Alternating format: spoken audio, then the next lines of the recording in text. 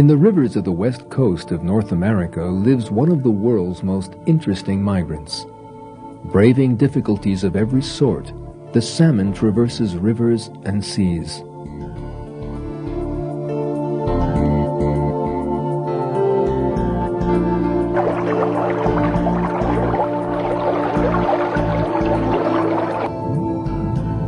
The life of a salmon begins when its mother lays her eggs in a stream.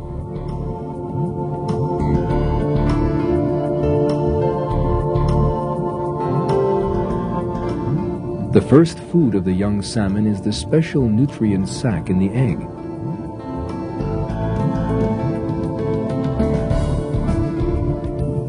A few weeks later, they are big enough to find food for themselves in the stream. As they continue to grow, they spend about a year in the stream.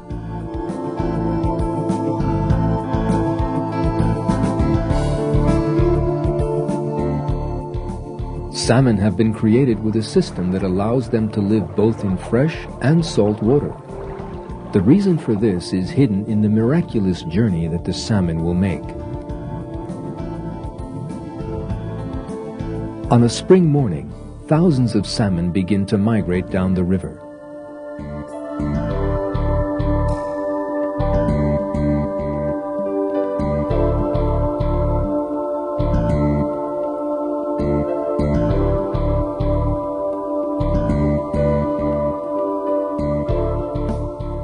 The place where they will arrive weeks later is the magnificent Pacific Ocean.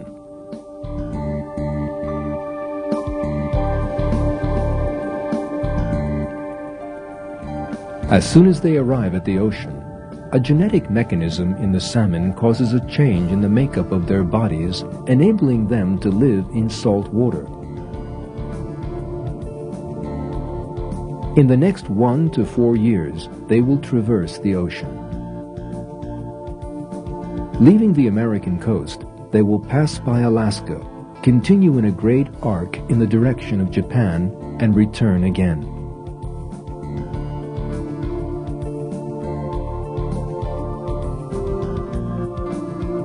At the end of their journey, they are mature and ready for the final and most difficult journey of their lives. They will return to their home, that is, to the stream where they were born.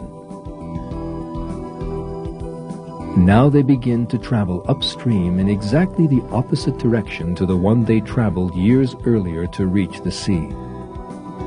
No obstacle daunts them. They can jump high enough to scale waterfalls.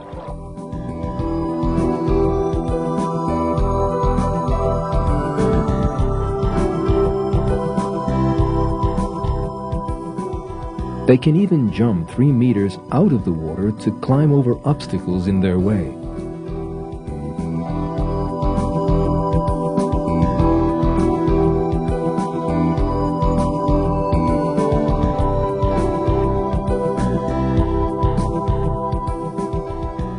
Sometimes they doggedly pursue their journey for distances reaching 3,200 kilometers. In the course of this journey, they eat nothing, using energy stored while they were in the ocean. Finally, those who survive, without fail, reach the river where they were born years earlier, and there lay their eggs. They have done their duty, and a short time later, they die.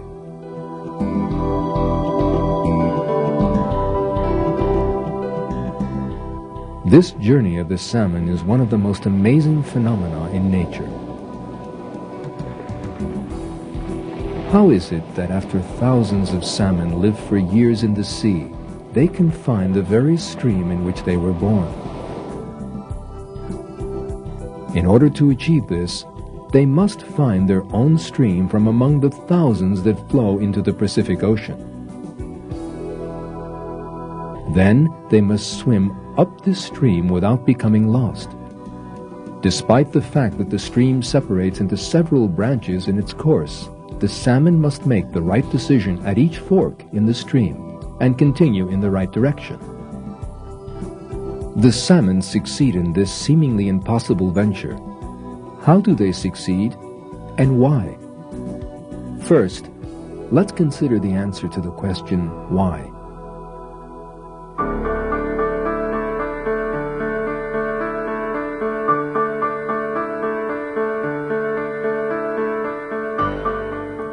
Research has shown that salmon have been created with a special sensory system to enable them to make this journey.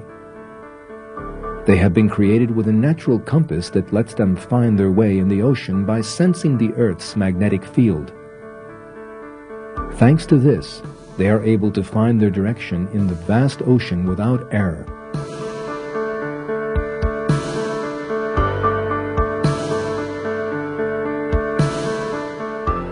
But the basic question is this: how do salmon find the very streams in which they were born? For this, something else, a different system, apart from its natural compass, is required. Research has shown that salmon are created with a very delicate sense of smell, and that they can find the stream in which they were born by following its smell. We would not guess that a stream has its own smell, but it is true. Every stream in the world has its own chemical composition. Most frequently, the differences between the different chemical compositions are almost too small to be detected by any creature, except the salmon.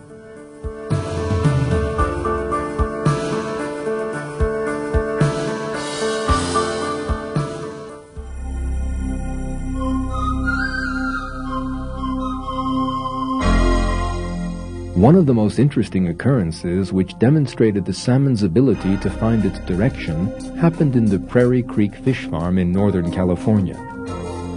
A discovery made at this farm revealed an incredible adventure of migration. On the 2nd of December 1964, in one of the breeding pools, a 2-year-old salmon was found swimming with the other young salmon. On the back fin of the salmon were the remains of a special metal tag belonging to the Prairie Creek Fish Farm.